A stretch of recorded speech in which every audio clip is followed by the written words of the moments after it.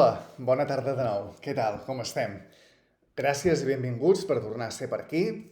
Estem seguint aquesta gravació d'aquests textos. Si us agraden els nostres vídeos amb missatge, encara que sigui llegit ara, doncs poseu un m'agrada, subscriviu-vos, poseu a la campaneta, compartiu amb amics, familiars, amb qui creieu que els hi pugui interessar, per petita que sigui una idea que estigui present en aquests textos. En fi, simplement dir que el text d'avui és un text que, òbviament, també he confeccionat jo, d'idees pròpies que vaig tinguent, i en aquest cas doncs, anem una mica més a parlar de temes bíblics relacionats amb Hollywood i, sobretot, intentant treure una mica de suc d'una pel·lícula que trobo que és molt interessant i que ens pot ajudar a entendre com funcionen més o menys aquestes relacions i les jerarquies de poder. Així que, bé, el títol d'avui es diu La Torre de Babel i continua així. Anteriorment, ja he col·locat alguna foto de la sèrie de televisió inspirada en la pel·lícula Snowpiercer. És a dir, diguem que és un foradador de la neu, una cosa així. Aquest vídeo l'inspira la meva idea de que el tren d'aquesta pel·lícula, perquè la sèrie de televisió està basada en una pel·lícula, el protagonista de la qual és Chris Evans i Anne Hart i, en fi, una sèrie d'actors molt bons. És una bona pel·lícula, la recomano sempre, fins i tot per reveure-la. Doncs aquest vídeo està inspirat, o l'inspira la meva idea, de que el tren d'aquesta pel·lícula, que es diu Snowpiercer, un tren que s'anomena Snowpiercer, en realitat és la Torre de Babel bíblica. En alguns tutorials de la pel·lícula també s'hi explica de manera molt creïble que, de fet, el film Snowpiercer és la continuació del film recargolat de Willy Wonka i The Chocolate Factory i la fàbrica de xocolata, el protagonista de la qual era en Gene Wilder, tan famosa pel·lícula. Aleshores, per què avui canviem una mica el registre? Doncs perquè podem parlar de moltes més coses que no siguin pas temes estrictament de comprensió de la idea de Catalunya. Aleshores, per parlar del tren de Snowpiercer i la Torre de Babel, hem de col·locar el tren mirant cap amunt. És a dir, un tren cap amunt. Així el tren esdevé una torre feta d'acer i vidre, com els nostres gratacels apuntant al cel, en un mar de gel, i neu, com un desert blanc, tal com es veu a la pel·li. És a dir, una única torre al mig del no-res, d'un desert blanc i gelat. Un món on només existeix la torre i el que a dins hi passa. A fora, només la natura recuperant-se d'un cataclisme climàtic forçat i creat pel constructor i conductor del tren per empènyer a tothom a viure a dins del tren, a dins de la torre. La gent de baix de tot, forçada a menjar-se els uns als altres mentre no se'ls alimenta al cap d'uns mesos amb les deixalles i excrements dels vagons més avançats del tren, és a dir, dels nivells més elevats de la torre.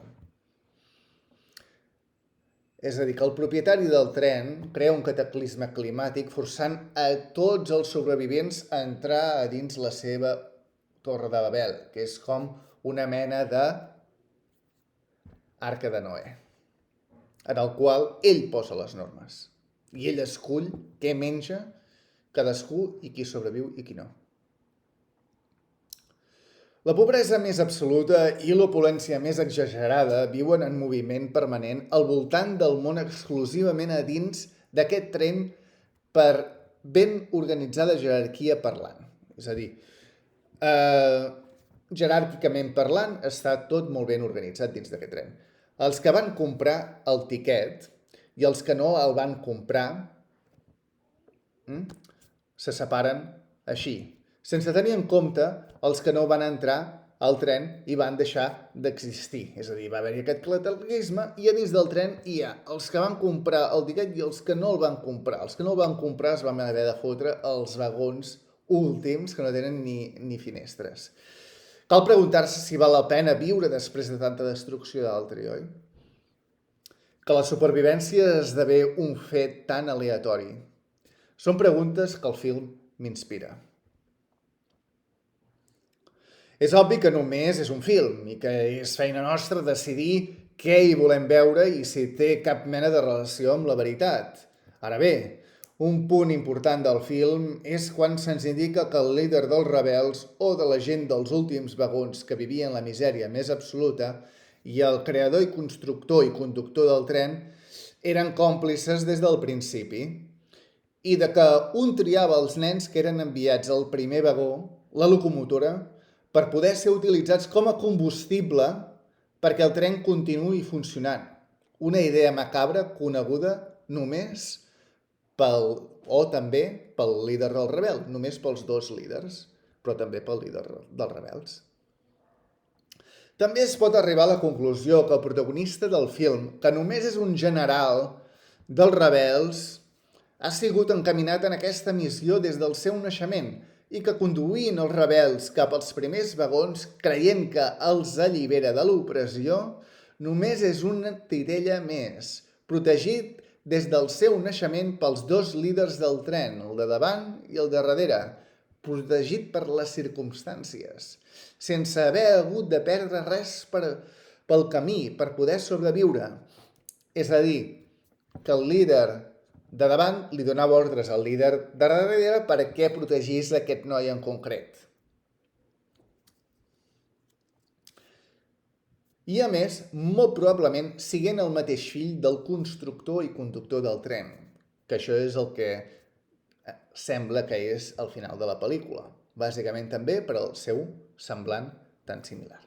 Sembla, doncs, que Déu envia el seu protegit perquè condueixi els més forts i desperts cap a un suposat camí d'alliberament que acaba en el no res. L'únic que pot sobreviure és el fill de l'instigador de la rebel·lió i futur substitut seu, per a mantenir el sistema que subjuga els que han sobreviscut un cataclisme climàtic creat pels seus propis familiars. Un secret que ha de ser protegit per poder mantenir la pell a tota costa. És a dir, que el protagonista de la pel·li, aquest general, en realitat, des del seu primer dia de vida, des dels seus inicis, ha sigut protegit per als dos líders de l'única construcció que es manté dempeus després d'un cataclisme total provocat per el propietari d'aquest tren, d'aquesta única construcció, que a més sembla ser que és el seu pare. No sé si té cap mena de relació amb alguna cosa bíblica que hagueu escoltat. Tot va molt bé fins que el noi comença a agafar consciència de com funciona el sistema. Ja convençut que pot ser el proper director d'orquestra de la Torre de Babel, anomenada Snowpiercer, quan ja tot sembla que el sistema finalment s'està resetejant a voluntat dels dos líders, aquest noi descobreix que el sistema funciona amb el contraban i tràfic d'infants encobert a tots els nivells de la piràmide de poder, anomenada Torre de Babel, anomenada Snowpiercer, construïda a propòsit al marge de tota natura. Aleshores, al final del film es converteix en el desitjat pel públic, és a dir, una americanada com totes. L'heroi dona la seva vida, es sacrifica per la gent, per als sobrevivents. Però clar, qui són els sobrevivents? Doncs l'heroi dona la seva vida per un nen africà i una nena asiàtica que repoblaran el món després de fer estavellar el tren. És a dir, el líder destrueix el tren, la Torre de Babel, i els únics sobrevisquents són un nen africà i una nena asiàtica. Per tant, la Torre de Babel cau i el món serà repoblat per una nova raça mestissa, afroasiàtica i una única llengua europea, l'anglès. I així és com acaba la pel·lícula. És una bona pel·lícula, hi ha un trasfons molt interessant, sempre us la recomano. I bé, volia posar-la aquí sobre la taula no només per veure que, de fet, sempre se'ns està explicant la mateixa història de diferent forma, sinó que potser els catalans també ens pot ensenyar doncs, que potser els que manen i els rebels sempre han estat d'acord, que potser és el missatge que més pràctic ens pugui ser nosaltres de manera directa en el moment històric que estem visquent avui mateix. Així que bé, gràcies per escoltar-me, espero haver-lo llegit prou bé. Poseu un m'agrada, compartiu si us ve de gust i si no, doncs, en fi, per aquí tornarem a estar d'aquí uns dies.